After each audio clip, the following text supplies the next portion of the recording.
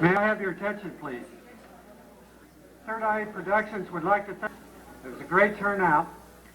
We'd like you, before you leave tonight, to check the front desk. There's bumper stickers and a mailing list to sign for all those who haven't signed it. There's books to sell. So please check out all that stuff. Without further ado, I'd like to introduce Marc Davenport.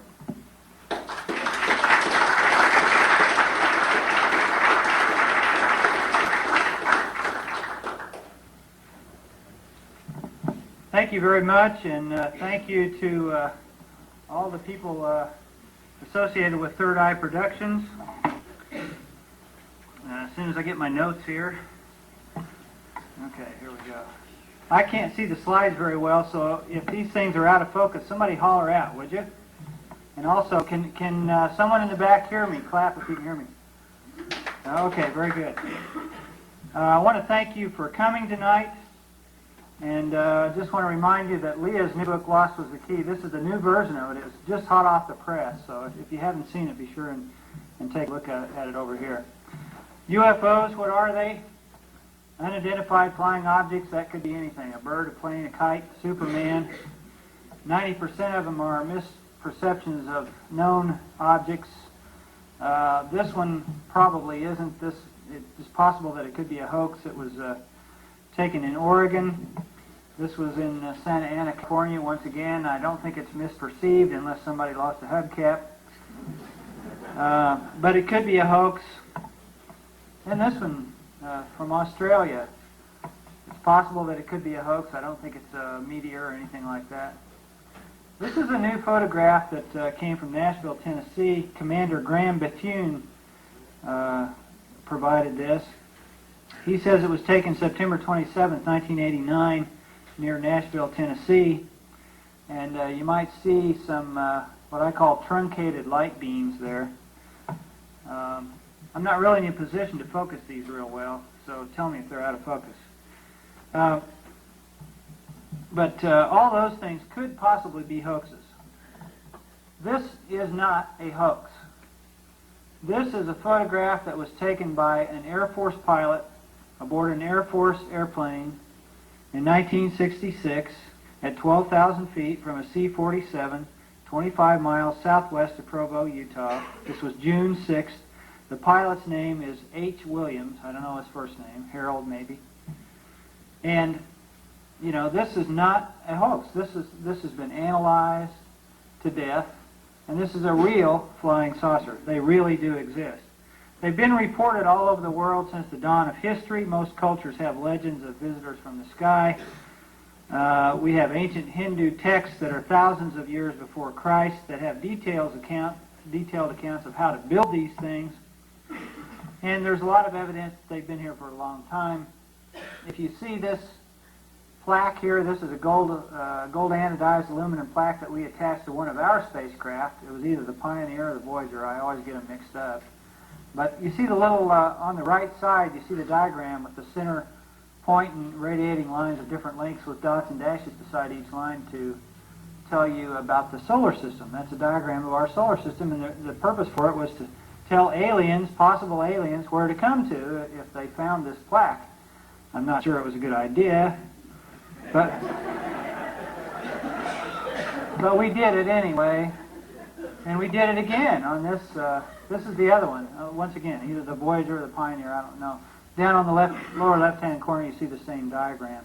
This is the one where they also put greetings in every language in the United States, in every language in the world, and they also had, you know, little snippets of music, everything from Beethoven to Roll Over Beethoven by Chuck Berry.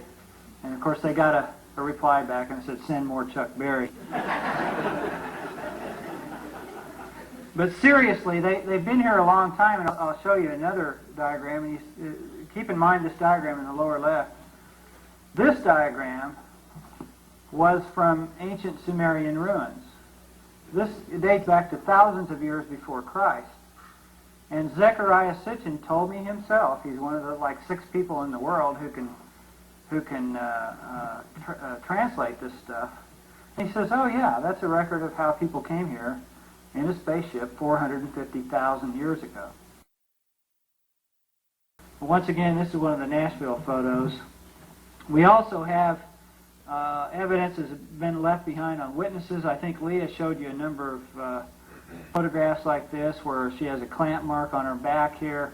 There are a number of abductees, numbering in the hundreds now, who are coming forth showing things like this. They probably number in the millions if the Roper poll is correct. We have even collected implanted devices from abductees' bodies, and they're being studied by people like Dr. David Pritchard at MIT. They're studying these things to find out what they are and what makes them tick. And despite debunkers' claims, we have reports of UFOs, reliable reports from aircraft observers, astronauts, meteorologists, astronomers, experienced pilots, both commercial and military, air traffic controllers, highway patrolmen. All kinds of impeccable observers have reported these things. And many witnesses do not want any publicity at all. In fact, they will not even talk to me if I make the slightest hint of using their name. Sometimes they call me from payphones and give me a bogus name.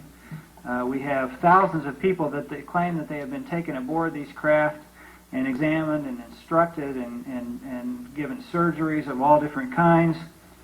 They often see these incubators. When abductees are asked why they have been chosen for this, they have no answer. And if this were some kind of hoax, if it were some kind of made-up story, if they were psychological fantasies, these people would have an answer. But if you ask Leah, why is it that you're chosen, she'll say, well, that's a very good question, I don't know. And most abductees do tell you the same thing. And all this has happened despite the fact that we have had what appears to be a news blackout. All the wire services, all the major networks, which aren't very many. In fact, they're all owned by, most of them are owned, if you look at the stock market, well, whatever you look at, to find out who owns the networks and the wire services and all that, you find there's like, I don't know, 10 or 15 guys who own all of them. So it isn't that hard, but it appears that they are all controlled and that they are not disseminating the information. You know, we get UFO news clipping service, and so we hear about all the sightings that are local. And you know, if you have a sighting right here in Lawrence, Kansas, you may read about it in the, what's the name of the newspaper? The Journal something or other? Yeah, you may hear it about it in that, but it doesn't get disseminated to the bigger newspapers. Now this is a big story. I mean, we're talking about people coming here from another planet. This is a big story, but it doesn't go to the New York Times. It doesn't go to the LA Times. It goes to the wire service, and it stops right there. So this has all happened despite an apparent news blackout by them. It's also happened despite an apparent cover-up. Well, I won't say apparent. I'll just come right out and say there is a cover-up by our government. It's a widespread, systematic cover-up of information, and they also include disinformation. And this has been promulgated by the Air Force, the Navy, the CIA, the National Security Agency, and lots of other agencies of the government.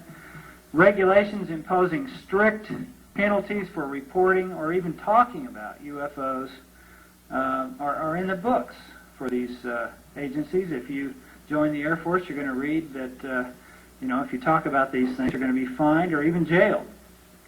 The cover-up campaign has included public statements of ludicrous official explanations, including when people have these things land in their backyards, and they go up close enough to wrap their knuckles on them, and sometimes they're even taken aboard, and then the Air Force comes by and says, well, you saw the planet Venus. And sometimes the planet Venus was on the other side of the Earth at the time. Or they say that you saw a weather balloon, a hot air balloon. Well, that's a hot air. And in the meantime, obvious charlatans and even the tabloids are encouraged to go on with their ludicrous stories. You know, people who say that they had puppies. You know, one woman was in, I don't know whether it was a National Enquirer or one of the tabloids, said that she had given birth to puppies. And this is right alongside an alien story, and I think apparently they do this to discredit the whole phenomenon. But if you're here in this room, you know that the phenomenon cannot be discredited. There is something real involved here. And that's what we're going to talk about tonight. But the government continues to lie to us. If you've heard about the Freedom of Information Act, where you can force agencies like the FBI to release files on you, you can also force them to release any kind of files if you know exactly what's involved, what files are involved. And we've had people try, and we have obtained some files that admit that they are studying UFOs. But the official position is we don't study UFOs. First of all, they're no threat to security. We don't study them. And then when you prove, yes, you do study them because we have these document numbers, then they say, well, we can't find the documents. And then when you prove that they can find the documents, they say, well, we can't release the documents because it's a matter of national security. And when you go to court and force them to release the documents, they say, well, we've lost them, and then they drag their feet, and then finally you get the documents, and every line on the document is blacked out with magic marker. So if these things don't exist, why are these people causing us so much trouble? In fact, there's a congressman now in New Mexico, Representative Stephen Schiff, who is trying to force the government accounting office to find out why he can't get any answers about the Roswell crash, because he's going to the Air Force and other people involved in this, and they're giving him nothing. So these are not allegations; these are facts. We have the documents with the blacked out stuff to prove it. And if UFOs don't exist, why are they going to so much trouble? The argument that UFOs don't exist is similar to the argument that people used to say, you'll sail off the edge of the world. In Columbus, they told him that. If man were meant to fly, God would have given him wings and all that stuff.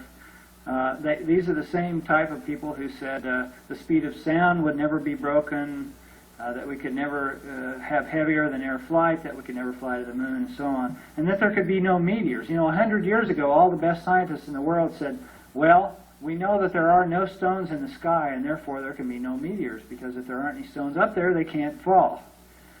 And of course we know there are meteors. But I've identified 5 principal reasons why UFOs are disbelieved by a lot of people. One is that they just have not been exposed to the evidence. 2 is that they are unable to draw elementary conclusions when they are exposed to the evidence. 3 is that they're participating in the government cover-up. They're one of the people who's trying to cover it up. 4 is that they have bought into this. They have believed the government cover-up. But the main reason, the 5th reason, the main reason, is that most people are in denial about this. They don't want to believe it. And I don't blame any of them. I mean, it's very, very scary to think that there is at least one race, and maybe many, many races of beings out there that are much more intelligent than we are. They have weapons that make ours look like toys. And they are much more spiritually developed than we are. So maybe we aren't the apple of God's eye like we thought we were. Maybe we're just one of many races on many different planets. That is very scary to people, and a lot of people don't want to believe it, and so by golly, they are not going to believe it. Even if these things land in their backyards, they aren't going to believe it. So we're being visited, but by whom are we being visited? Who are they, and where are they from, and why are they here? Those are the big questions that everybody wants to answer. Back in September 19th, 1961, Betty and Barney Hill were abducted from the White Mountains of New Hampshire. And Betty asked her captors where they were from, and they showed her a map, and under hypnosis she drew a map similar to what they had showed her, and it looked like this. They told her that the solid lines represented major trade routes and that the dotted lines represented exploration routes. Later, Marjorie Fish compared this to known star patterns, and she said that she thought she found a match. The 2 big stars on your bottom right, she thought were Zeta 1 and Zeta 2 Reticuli, and the little star up in the upper right was our own sun, which was 37 light years away. And of course she said, well, where are you from? And they said, well, where are you from? Can you show us? And she said, no. And they said, well, we're not going to tell you where we're from. But if Marjorie is right, it would explain a lot of encounters. It would explain the Hill encounter, because 37 light years, that's possible within our physics. And the problem is it doesn't explain a lot of other things. It does not explain why so many of the occupants of UFOs look so much like us, or in this case they look like Mickey Mouse. But the point is they have 2 eyes, 2 arms, 2 legs. They're humanoid. Many of them are humanoid. This is another drawing by Joan Mia, another abductee. She's in Louisiana. And this is a drawing by Lisa Dusenberry, who illustrated Leah's book. This is from Cito's New Friends. You see all of these things, they're creatures, they aren't human. This is from the Allagash abductions, a kind of an insectoid thing. But they all are humanoid. These are Levita's busts that she made. You see lots of different styles, but they're all humanoid. Why is that? That isn't answered by them coming from 37 light years away. You would think that they might be unrecognizable to us as life. They might look like rocks or brain beer cans or something else, you know. It does not answer a lot of other questions, like why are more UFOs seen on Wednesdays than any other day of the week? Why are they seen more often in the months of July and September than any other months? Why are they seen more often on the 24th of the month than any other day? Why do they often observe political state boundaries, right up the edge of a boundary, a state, and turn around? Or they will disappear at the edge of a state boundary, even if there's no river or mountain range or anything. It doesn't answer the questions of why UFO occupants often ask witnesses what time it is. They'll come up, they'll stop their ship and get out and walk over to people and say, what time is it? And say, what is time? What is age? What is a year? And then they're always lecturing people. They say, our time is different than your time. You're stuck in time, like a fly in flypaper. And things like that. It does not explain why time is often distorted in or near UFOs. We have people whose watches have stopped, whose watches have run backwards. They've run slower than normal. We've had people who... There's one case where a Chilean soldier was taken aboard one of these things, and his men were standing there watching him, and he was taken aboard a UFO. And 15 minutes later, he appeared back among his men, but now he had a 5-day growth of beard, whereas before he'd been clean shaven. And his calendar watch says that it was 5 days later. So there's something really, really radically wrong with time here. And this is not an isolated case. This has happened more than once. So when I did the research for visitors from time, I found that there was one single testable hypothesis, a simple hypothesis that offered explanations for all these things. And I have to give you some physics here, and don't go to sleep. It's not very long here. I want to tell you about Einstein. This is a long time ago, back in 1905. He said that space and time are interdependent. Together they form a 4-dimensional continuum that we call space-time, and that the presence of matter warps the space-time continuum. In other words, it folds it or bends it. The greater the mass, the greater the curvature. This is why there's more gravity on the sun than there is on the earth. You might think of the sun as being a bowling ball, and think of space as being a rubber sheet stretched out on a frame. And you set that bowling ball on that rubber sheet, and it's going to depress it. It's going to go right down into the middle of it, and it's going to be like this. And then if you take a smaller sphere, like a golf ball, that's the Earth, and you set it on that rubber sheet, it's going to roll right down to that bowling ball. That's gravity. That's the attraction of mass. And of course, orbitals, you know, if you take the golf ball and kind of roll it around that bowling ball, it's going to go around like this. That's what we're doing. We're going around the sun. And we think of time as being separate. We think of time as being like a river, flowing inexorably from the past to the present and the future, and like we're a cork or a canoe in that river, and there's nothing we can do about the flow of time. But the physicists are telling us now that is not true. They're telling us that time is not linear. They're telling us that the past, the present, and the future are all simultaneous, concurrent, and congruent, and that it is our consciousness, the illusion of time. And I know this is really heavy stuff for most people. It's really heavy stuff for me. But quantum physics, this is what it's telling us, and it has been now for decades. Physicists have known for decades that you can actually travel into the past, that time is not linear. In fact, the existence of backward through time travel was proven at the University of Maryland in 1985, and Dr. Frank Tipler, who was a professor of physics and mathematics at Tulane University, actually described how to build a working time machine. So my hypothesis is simply that we know that these beings, whoever they are, they have these ships. We know that their technology is much more advanced than ours. We have actually recovered their ships, and we know they're advanced. So I believe that they're maybe 100 years ahead of us, maybe 1,000, maybe 1,000,000. But they're ahead of us enough that they have developed a technology such that they can have a generator inside that ship. And that generator generates an invisible field around the ship, like an envelope, kind of like a bubble around that ship, like a magnetic field. And that field literally warps space-time, the way a black hole warps space-time, inside out. You see, Einstein was talking about how the greater the mass, the greater the curvature. We know now that in a black hole, the curvature is so great that it warps space-time inside out and makes time run backwards. So I think that these people have a field around their craft, and so that inside that field, they're in their own private little universe. They're not really in our universe. They have stepped outside because they're in this little thing.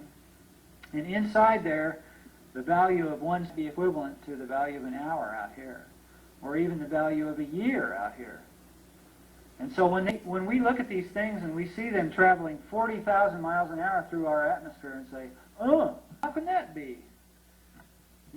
Actually maybe what they're doing is traveling 4 miles an hour.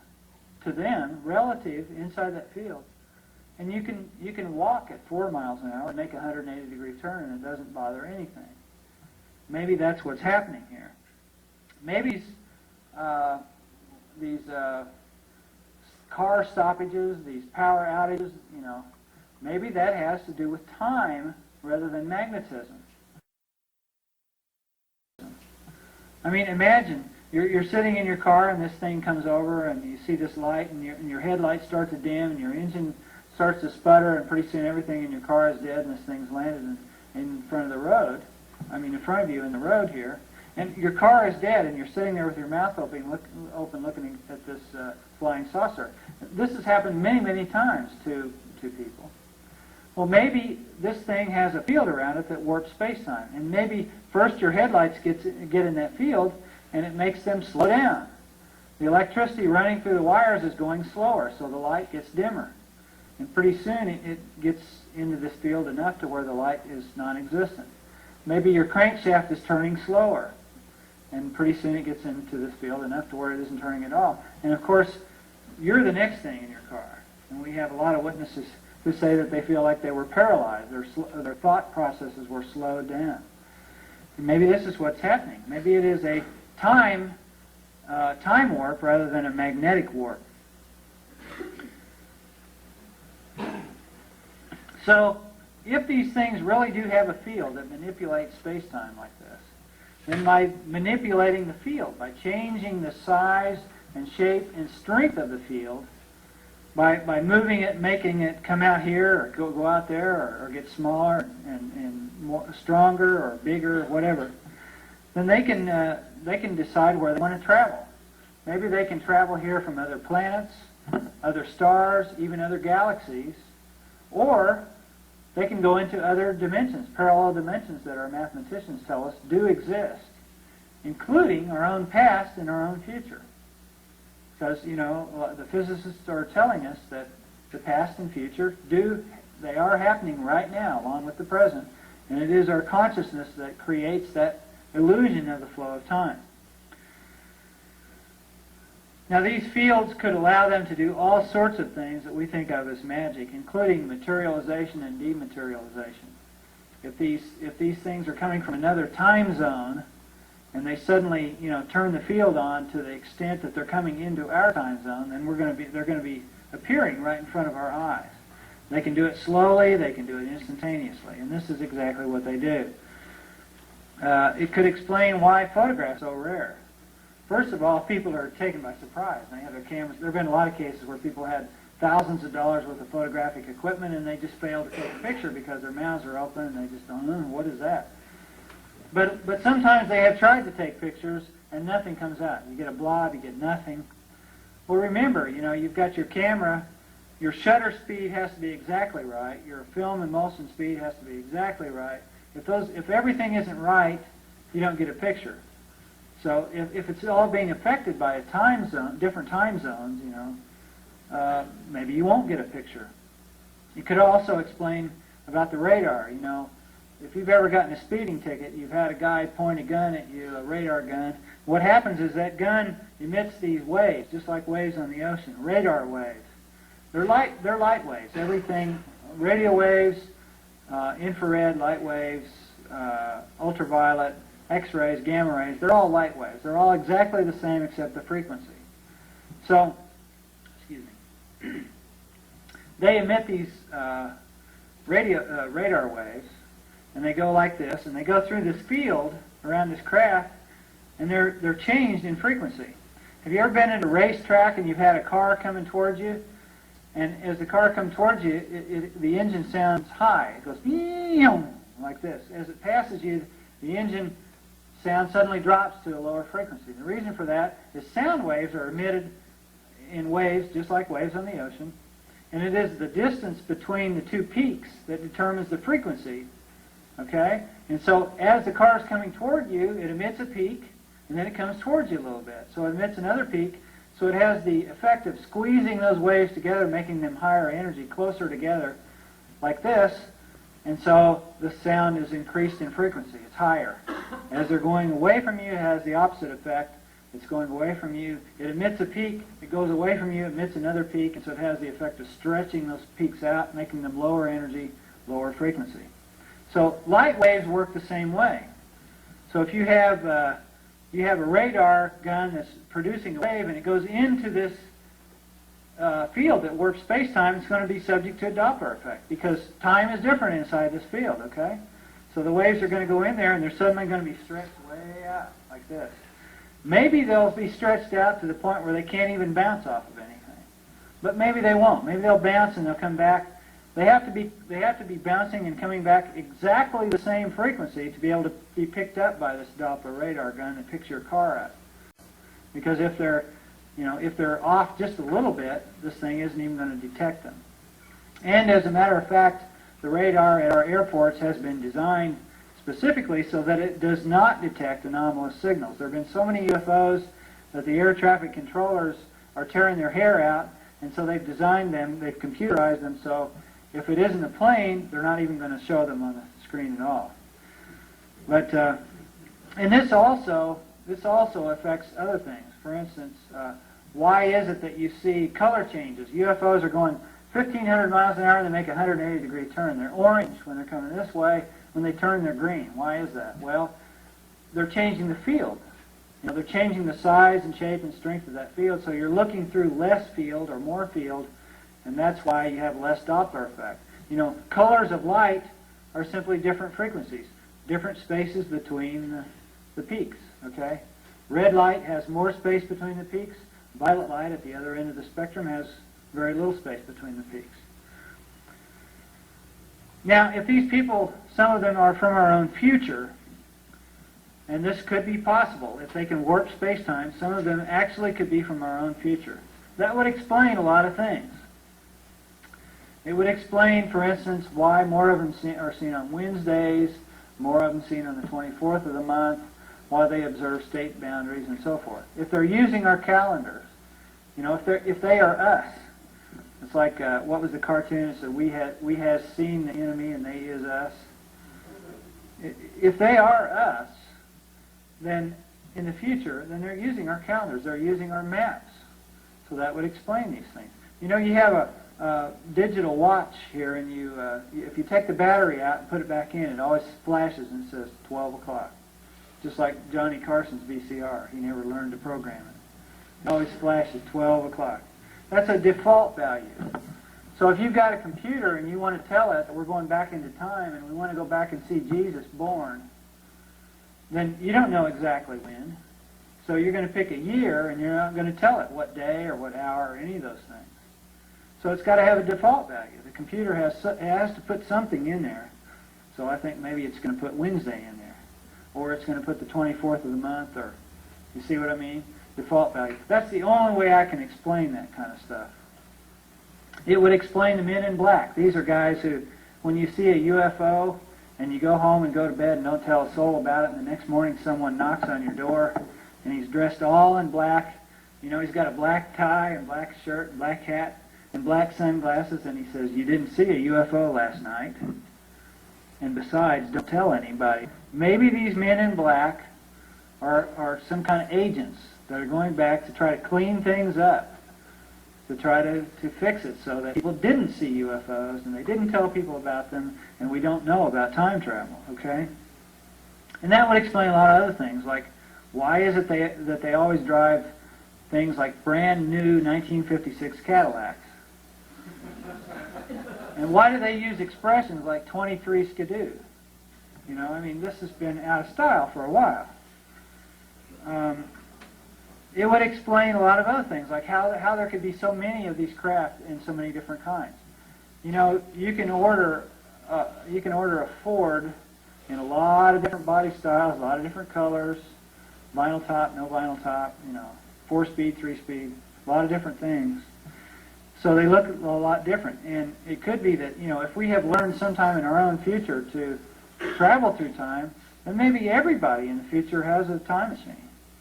So I know this is stretching your mind because it's stretching my mind, but it could explain an awful lot of things, like why occupants often ask the witnesses what time it is and what is time and all that stuff. You know, if we learn how to manipulate time, then we have effectively stopped the aging process. And think about that. Once we're able to stop the aging process, don't you think every one of us who can afford to do so will do it? I think we will. And I think that once we learn to live outside of time in our own little private universe that's not in time, that we will do it. And then it will be a curiosity, just like the written word is going to be a curiosity for us very soon, because now we have computers. We have computers that can listen to you talk, and they can print it out in print. And pretty soon we're not going to need pencils anymore.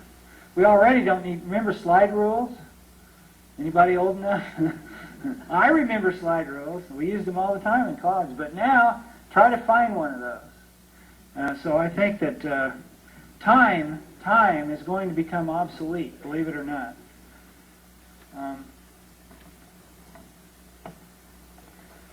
If some of these things are from our own future, by the way, this is from Minnesota. If they're from our own future, then they could be coming here for lots of different reasons. Historical research, like I said, wouldn't you like to go back to Bethlehem and see what really happened? The recovery of genetic materials. We are now beginning to take genes out of us, genes that cause diseases. We've identified them. We're starting to take them out. Pretty soon no one will have them. And then maybe we'll find out we needed those for something. And where are we going to find them? We'll have to go back into the past, because some of these genes are going to be just like the smallpox viruses. Now, we've eradicated this thing from the earth. Now, what if we find out later on we need that for something? We'll have to go back into the past. It's the only place it exists.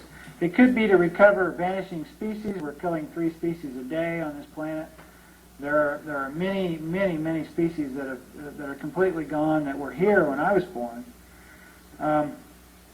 There are just, it could be to prevent catastrophes, you know. I mean, if you knew about the bombing in Oklahoma City ahead of time, would you tell those people about it? Would you warn them? Well, I think I would. So if you had time travel and you could see that was going to happen, would you go back and tell them about it? It could be to apprehend criminals. That's a good place to escape to. You know, you jump in a time machine and go back to 1950. Like, what's the guy's name in Back to the Future? Biff? Something like that, you know. So as I studied the UFO literature, I found evidence for this everywhere. We have, this is one of the Billy Meyer photos, and you see on the right-hand side of it where the craft is kind of distorted. It looks like it's melted a little bit. And people thought, well, he just threw a rubber thing up there in the air and photographed it, and so it's just a fake photo. But it's possible that what you're seeing here is actual distortion of space-time. And it could be the same thing on this. You see where the light beams are only coming down so far and then stopping in midair? This could be because there is a field around that craft. And the light beams are coming down so far and you're just seeing part of them. This is another one of the Nashville photos. Once again, we don't know if these are fake or not, but they do illustrate something that has been reported legitimately in many, many cases. Commander Bethune told me, he's a former Air Force pilot, he told me that these photos were taken at approximately 2,000 ASA, if anybody's a photo nut. That's really, really fast film, and he said that this guy did not see this when he took the photos. He saw something that was more of a blob in the sky. So it was that real fast film that enabled him to take it, and he believes that the guy was chosen to take these photos. He was caused to get out of his car and walk out in the middle of the woods and take these photos because he had this camera. This is one of the few cameras on Earth able to take a photo of these things.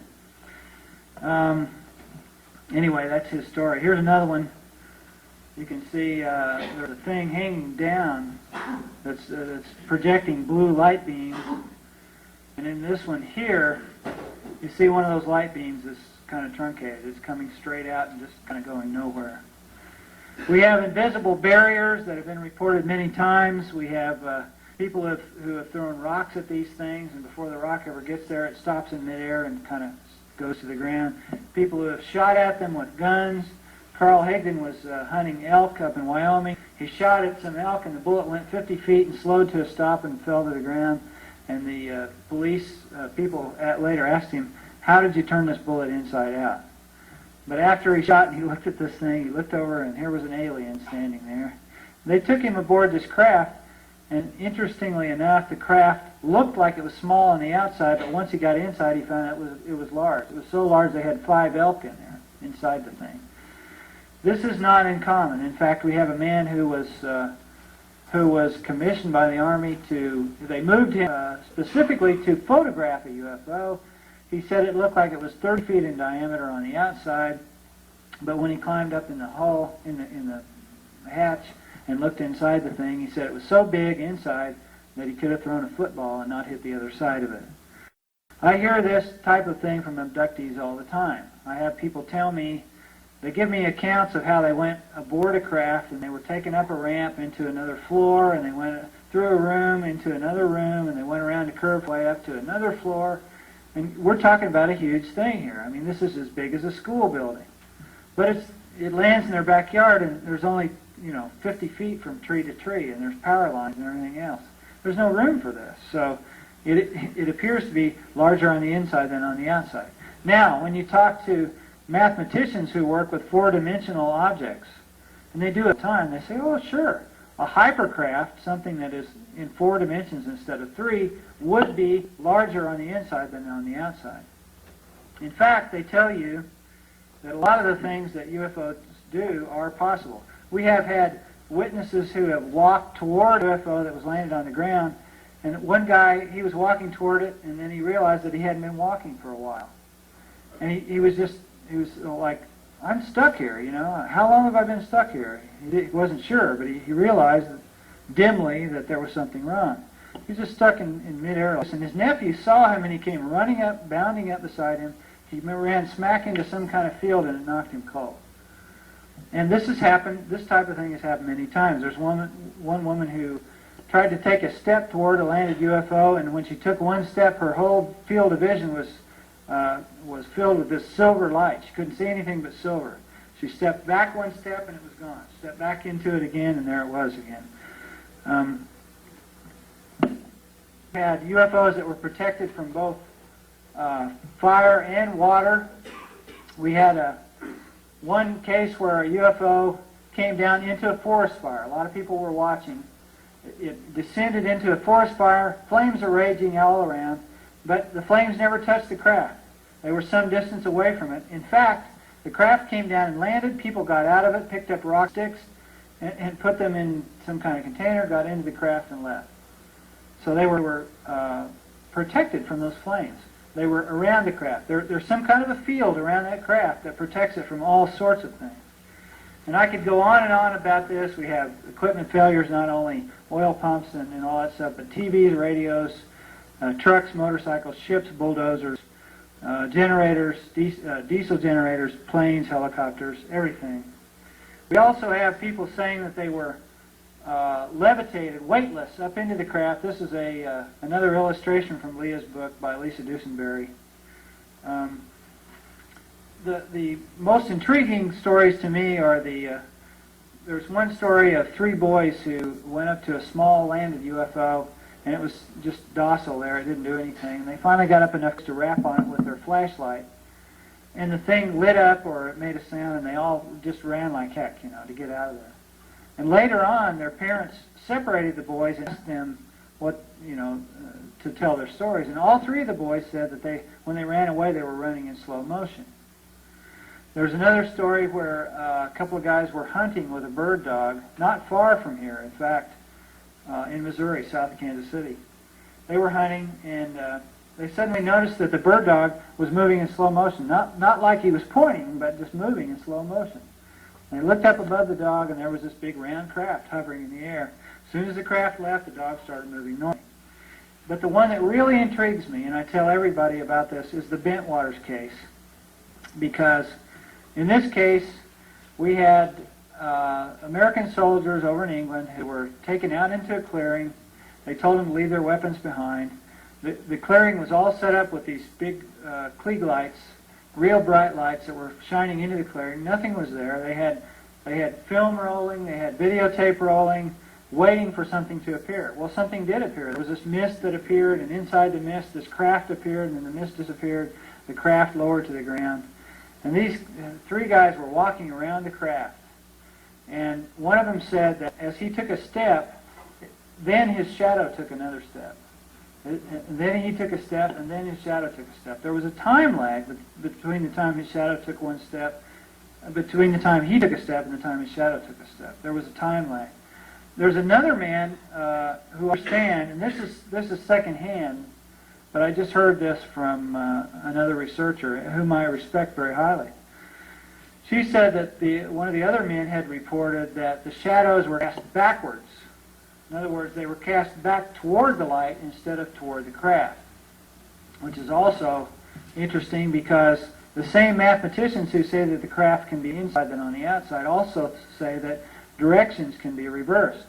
And there is a case where there was a whole family in a car and they were terrified because a UFO was chasing them. They got out of the car and tried to run to this house, and the UFO was north of them, so they tried to run south, but as they ran south, they kept getting closer and closer to it. And they were just so confused because they couldn't figure out why they couldn't run away from this thing. But the mathematicians say, yes, direction can be reversed when you get into more than one dimension. So I want to do some videotape for you here in a second. So if somebody wants to, can somebody turn the TV on and the video? We have Bob Lazar says that he was a physicist who was employed by the government specifically to reverse engineer captured alien spacecraft. He says that at an area called S4 north of Las Vegas, that he saw 9 of these things, and that he worked on one particular he calls the sport model. And he says that these things actually produced what he calls gravity waves, and produced a field around the craft. They used element 115, they bombarded it with protons, and they used a wave guide that went up through the center of the ship, and this produced a field around the craft and allowed it to levitate. There are other people, Fred Bell, a contactee from California, says that he was shown how to travel through time. Hal Wilcox says that he was shown how to travel through time. Alfred Schick, Al says that he was involved in something called the Philadelphia Experiment. In 1943, the government was trying to make the Navy was trying to make a ship invisible to radar, and apparently it made a ship disappear entirely. And later they found out that they had screwed up the experiment, and that they had sent it as much as 40 years into the future inadvertently. Of course, the first thing they did was to go back and study this to try to use it as a weapon. And Andy Strom says that he was involved in this thing as well. Of course, you can see he's a young man. He couldn't possibly have been involved in it, but he says he was. So he says that he was thrown into the future 40 years. This is some really mind-bending stuff, but if it isn't true, why are there so many people? There are a lot of people now coming forward and saying, yes, this thing really happened. I was involved in this thing. Our government learned how to do time travel in 1943. We have William Hamilton in the August 1993 edition of the MUFON UFO Journal saying, another idea that impressed me strongly under hypnosis was that the missing time or missing memory state was caused by a phase shift in time. The time frequency in the field of this object was not in sync with our normal space-time, or normal Earth time frequency, giving us a conscious gap in memory. So are we ready to roll some video now? Well, okay, it's on the TV screen. Look to your right over here. Meanwhile, we'll try to get the projector working. Look in the upper right-hand corner of the screen, and you'll see a little black dot. That's a UFO. We're going to see it again on a larger screen here. Upper right-hand corner. This is what we call a hyperjump. And it's going to jump up to the upper left here. You see it? Full images. Now look on your big screen here. You'll see it again. We're talking multiple images here from the... Now we're slowing it down real slow so you can see. The clock at the bottom has not changed. And the craft is going to jump up toward the center, the top of the screen. As it does, see the multiple images of it? And now you have a jump. Now it's up in the upper center. These are all videos from Mexico City, July 11th, 1901. There was a total eclipse. Now see the colors underneath the craft? We've slowed it down again, real slow. You can see color auras underneath the craft, around the craft. They're going to change. We've slowed it down to where you can see them changing almost instantly. Now you see a red aura beneath the craft.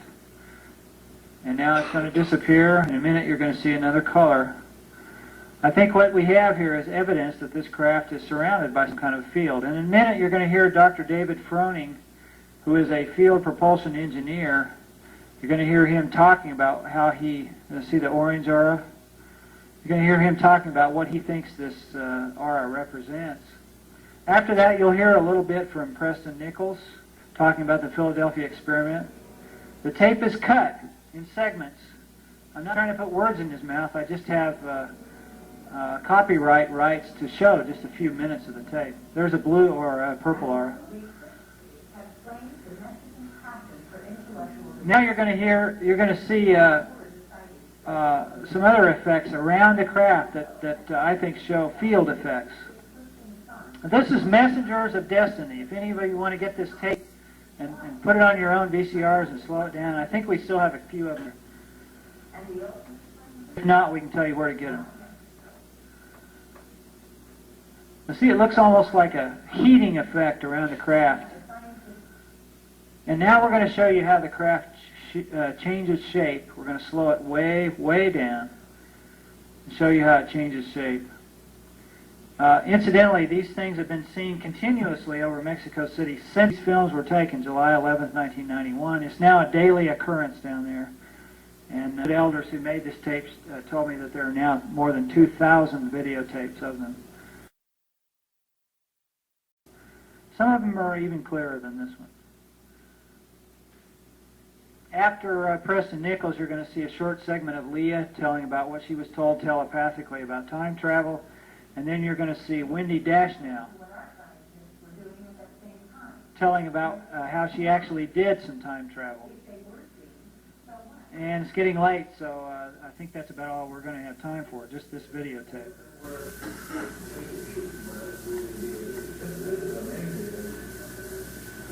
Independent vision is excellent because here you do see detail, you can see the physical shape, and then you also see that I think I see here the disturbance on this side of the craft, indicating that the field generated by the craft are actually disturbing the space surrounding it.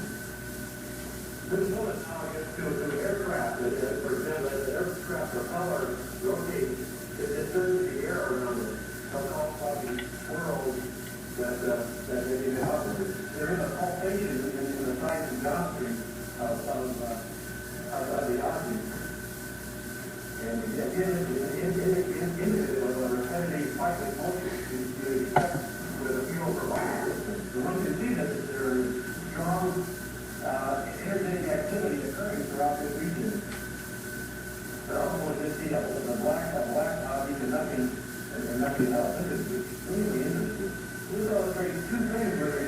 field propulsion. The one you see here would be the negative of an effective field propulsion system. For example, that's what we call electricity.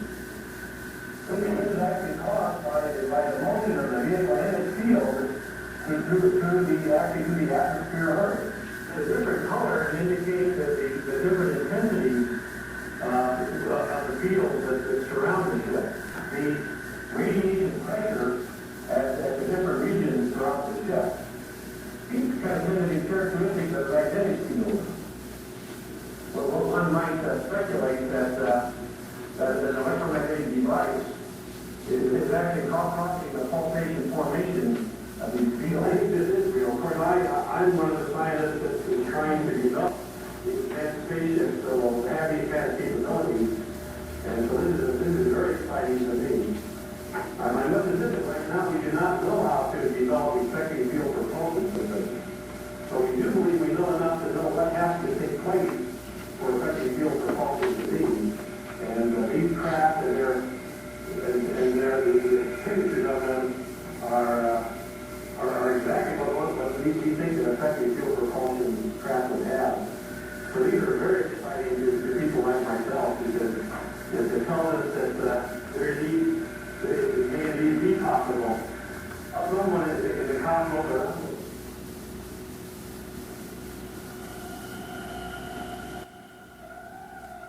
This is Preston Nichols talking about the Philadelphia experiment and the Montauk project. Once again, these are close cuts out of a tape, so it looks like I'm trying to put words in his mouth, but I'm not. I've got the whole tape here if you want to look at it, but it's just I can only show about 2 or 3 minutes of it. The Montauk project was an experiment carried on at Montauk Point, New York, on the southeastern tip of Long Island. That's also metropolitan New York. Was essentially 2 projects. It was a mind control project. They did research on how to, use the mind of man using electromagnetics. It also evolved into a time travel project. They found out that they could actually set in time with the same equipment that they used to bet lines. This all started back in World War II in the Phoenix project. Phoenix study at Princeton, they showed that on small scale, the invisibility could be achieved. This was work based upon the work of Nikola Tesla, Dr. John Neumann, and others that were in the Institute of Studies at Princeton. At that point, the Navy realized that they had a huge tactical application. So they funded it.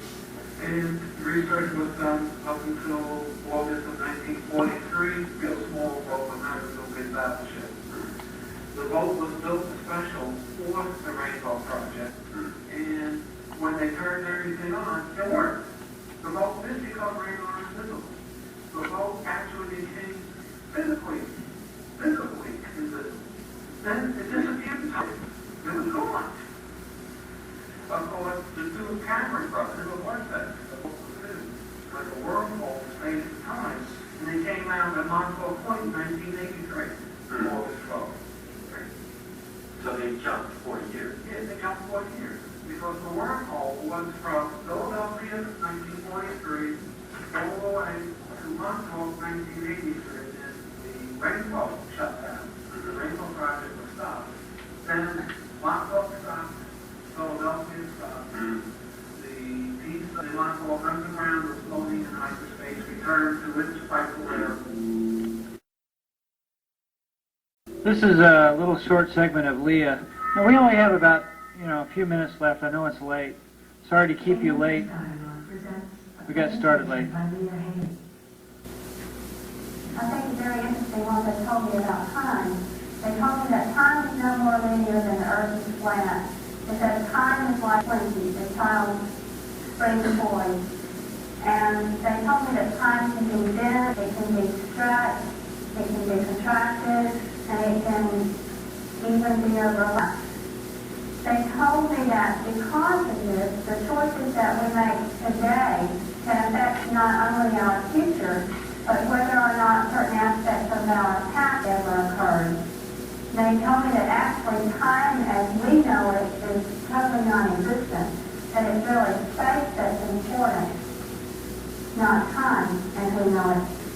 And then the silent voice communicator expanded this concept of time in another telepathic communication I received in April 1993. What it told me this time was that there's really more than one dimension. In other words, there's more than one Twinkie. And these Twinkies or these dimensions can intersect or they can even overlap. And they told me that sometimes is why there's an inconsistency in an abductee being away from what he considers a certain amount of time that it seems like more or less. For example, if an abductee is taken out of his dimension at a certain point where another dimension intersects and into a different dimension where the alien medical experiment takes place, perhaps in the environment where his abduction takes place, his medical experiments with the alien, well, maybe 50 minutes has passed by there, and he's brought back into his original dimension, and maybe 20 minutes have passed there. And it's because if you think of two Twinkies, maybe loops can be bigger in one than the other. In other words, maybe a time can be larger in one dimension than in another dimension. And it's very difficult for us to understand the concept because we think of it in terms of linearity, but it's not. In science fiction, time travel is possible because cosmic anomalies not only warp space, they also time. But does science support the existence of these interstellar superhighways? The average scientist says that the distances between stars are so great, 4 light years for the nearest star, that star travel is simply impractical. It would take them hundreds of years to go between nearby star systems. Therefore, they are skeptical that we have been visited by aliens from outer space. Michio Kaku is a professor of theoretical physics at the City University of New York. In his book Hyperspace, Kaku suggests that there is a mechanism capable of warping time. And Kaku does not rule out the possibility that another, more advanced civilization may have already found that mechanism, the unifying field that Einstein dreamt about.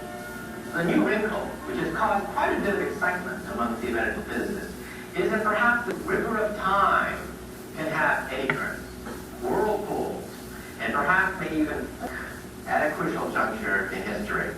But where those forks and eddies are, no one knows. The cosmic highway isn't marked with signs saying, wormhole next right, or this way to ancient. At this point, just finding holes in space is more of a stumbling block than traveling through. Perhaps in outer space extraterrestrials may have the capability, with the technology thousands of beyond our own, to open a hole in space and begin to manipulate the fabric of space and time. And that is precisely how Marc Davenport explains his claim that many UFO sightings are, in fact, extraterrestrial spacecraft. In Visitors from Time, All about Marc Davenport. We can have the lights. That's all I have right now. Thank you very much. Don't forget.